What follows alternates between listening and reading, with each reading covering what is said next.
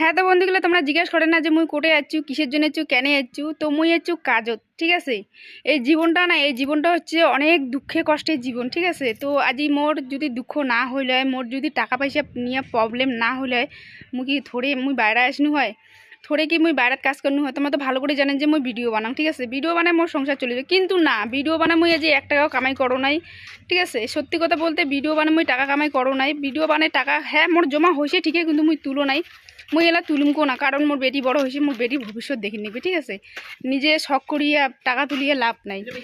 আর একমাত্র এই কাজের জন্যে মোর বাইরে আইসা, মানে কাজ করির জন্য বাইরে আইসে, টাকা পয়সার প্রবলেম আছে দেখি মুই বাইরে আসছি না। তাই মোর মতন মানসি কোনোদিনও বাইরে আসিল না হয়। তো মুই আসো রাজস্থানত, খুবই ভালো আছো, খুবই হ্যাপি আছো, বাচ্চা কাচ্চা নিয়ে 2 বাচ্চাকে নিয়ে আসছু, স্বামী ধরিয়ে আসছু, খুবই ভালো আছো। আর তোমরা কেমন আছো অবশ্যই কমেন্টে জানিয়ে দেন।